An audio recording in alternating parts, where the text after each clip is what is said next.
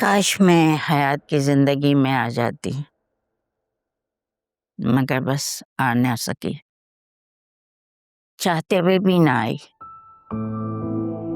अस्सलाम वालेकुम। वालेकुम अस्सलाम। अरे तुम उठ गई? जी दादी, मैं आपके लिए नाश्ता बनवा दूं? नहीं बेटा, हमने नाश्ता कर लिया। अब तुम्हारे इंतजार में 11 बजे तक तो नहीं बैठ सकते थे ना?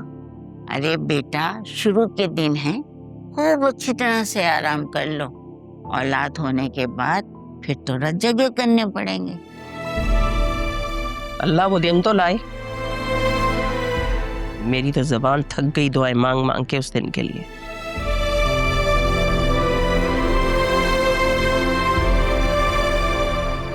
पता नहीं वो खुशी कब नसीब होगी हमें।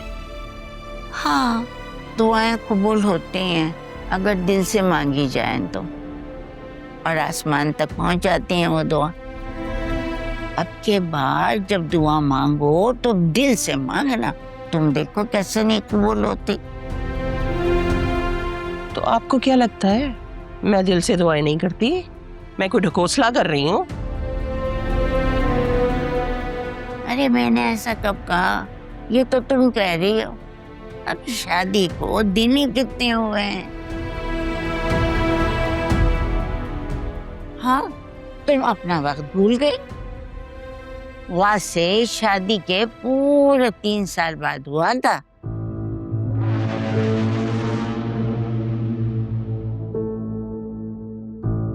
तीन साल बाद?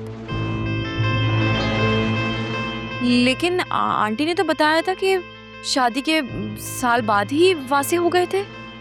तौबा इस्तग़फ़ार।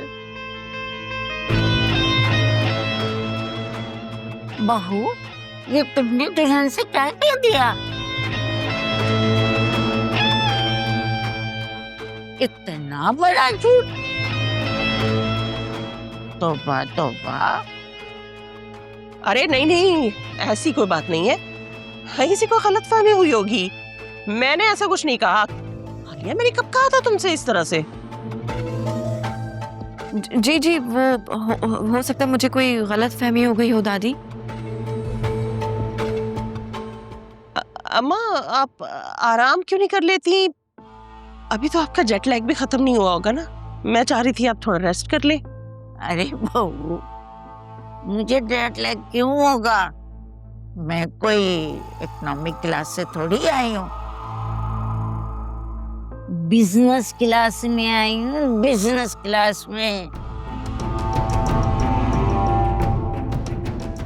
और खूब ठाट से सोती भी आई हूँ। मुझे थकन का क्यों एहसास होगा?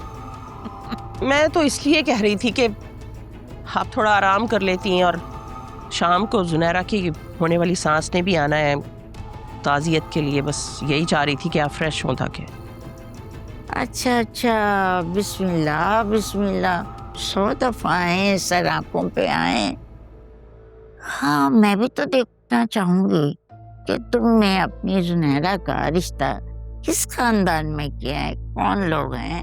हयात की रजामंदी से हुआ ये रिश्ता अम्मा। उनकी ख्वाहिश थी कि इसी महीने हम अकरम और जुनैरा का निकाह करते हैं,